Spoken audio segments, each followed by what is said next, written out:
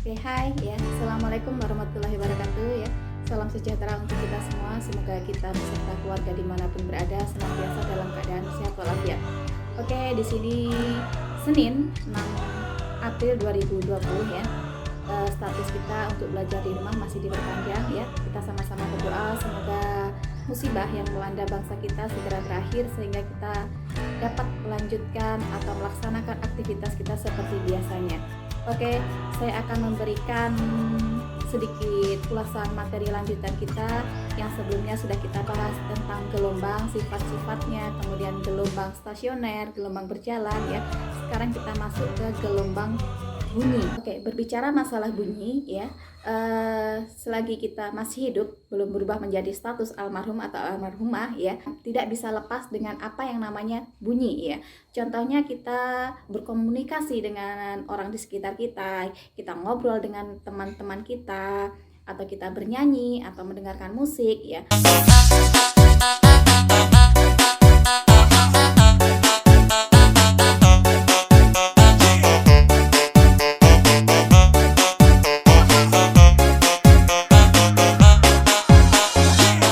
Atau suatu contohnya di sini saya berbicara ya, suara saya bisa Anda tangkap di situ ya melalui speaker HP Anda, oke? Jadi dari fenomena-fenomena ini apa itu yang dimaksud dengan bunyi ya, oke? Akan kita bahas, oke? Ya. Ya. Oke, jadi yang dimaksud dengan bunyi itu adalah hasil getaran sebuah benda yang merambat sebagai gelombang longitudinal yang dapat ditangkap oleh telinga atau indera pendengaran. Ya. Oke, jadi gelombang itu dalam perambatannya dia memerlukan medium ya. Mediumnya itu bisa berupa gas, cair, ataupun padat. Oke, semakin rapat medium perambatannya, maka cepat rambat gelombang bunyi itu semakin cepat ya. Oke, makanya seorang astronot atau orang berada di luar angkasa dalam komunikasinya dia bisa menggunakan gelombang radio ya, karena gelombang radio bisa merambat tanpa melalui medium. Kemudian bunyi itu diklasifikasikan atau dikelompokkan berdasarkan frekuensinya, itu ada 3 macam ya. Yang pertama itu adalah gelombang infrasonik, di mana gelombang infrasonik ini frekuensinya kurang dari 20 Hz ya.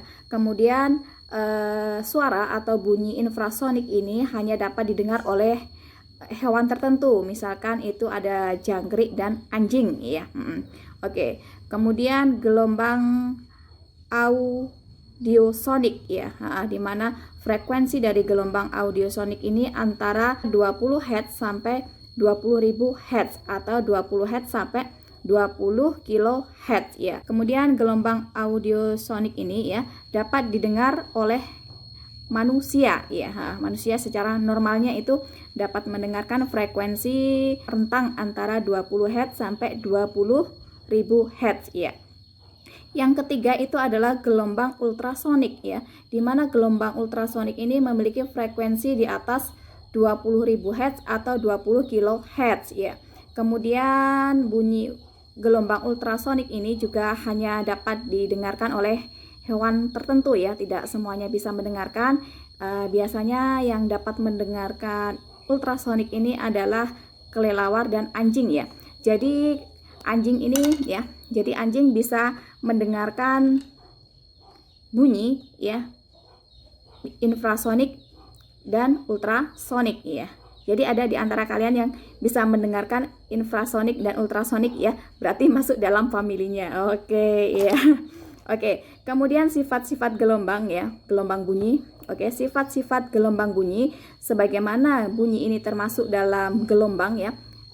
Gelombang berarti gelombang longitudinal ya, dimana sebelumnya sudah kita bahas tentang sifat-sifat gelombang. Begitupun juga dengan gelombang bunyi, itu memiliki sifat-sifat. Yang pertama itu adalah refleksi atau dipantulkan ya. Biasanya pemantulan bunyi ini menghasilkan gema atau gaung. Oke. Kemudian refraksi dapat dibiaskan ya, kemudian difraksi itu dapat dilanturkan, kemudian interferensi itu dapat dipadukan ya. Keterangannya sudah kita bahas di materi yang sebelumnya ya. Selanjutnya di sini kita bahas tentang efek Doppler ya. Apa itu efek Doppler ya? Efek Doppler itu adalah selisih atau perubahan frekuensi antara frekuensi sumber bunyi dengan frekuensi pendengar di mana keduanya sama-sama bergerak ya. Berarti ada sumber bunyi, ada pendengar di mana keduanya bergerak. Berarti bergerak itu bisa bergerak mendekati, bisa bergerak menjauhi. Oke.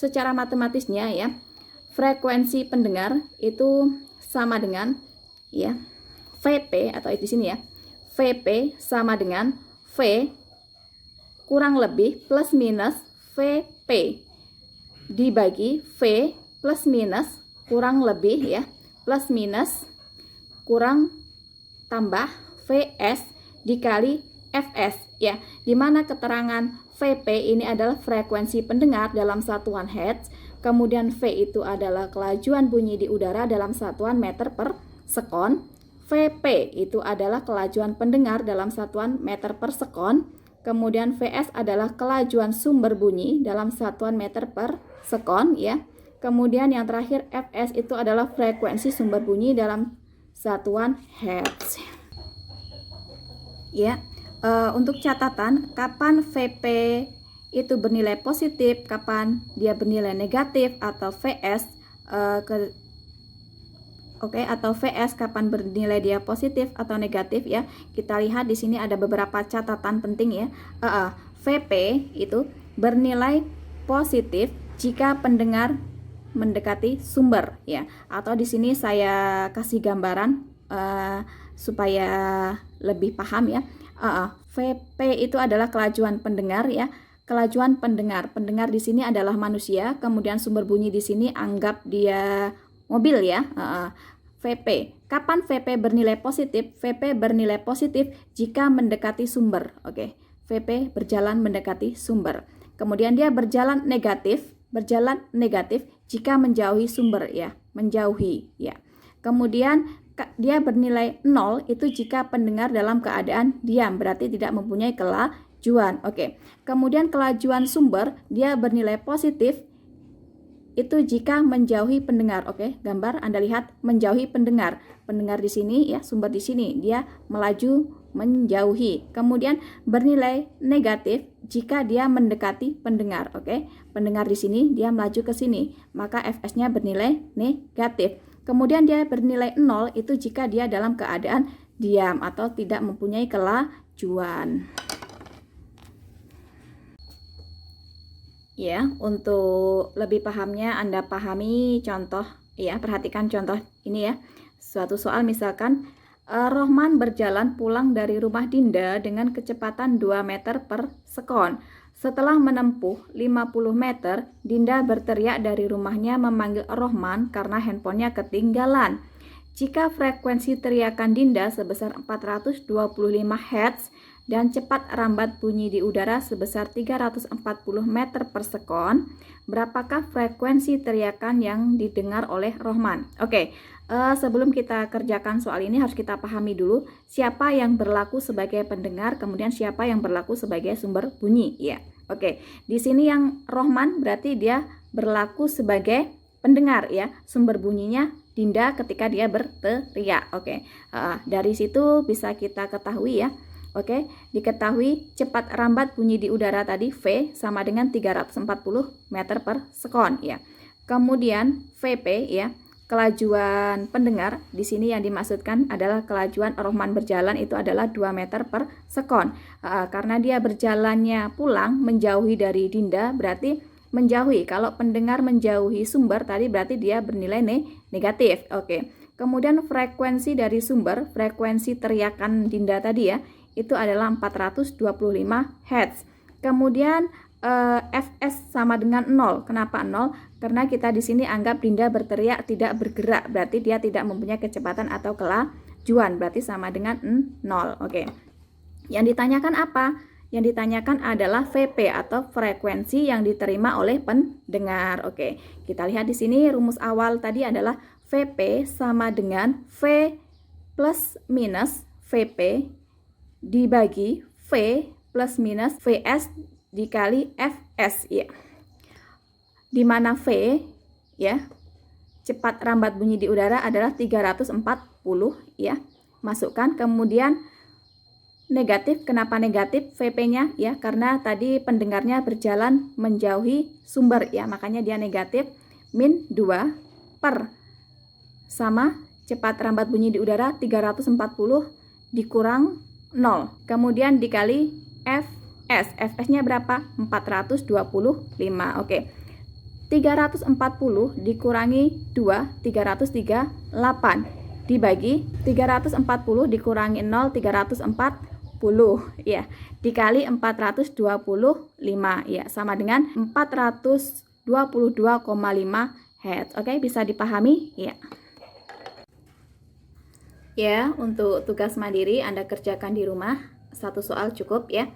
Sebuah mobil polisi dengan sirine menyala yang berfrekuensi 940 Hz bergerak dengan kecepatan 90 km per jam mengejar seorang pelaku kriminal yang sedang melaju menjauh dari polisi dengan kecepatan 72 km per jam.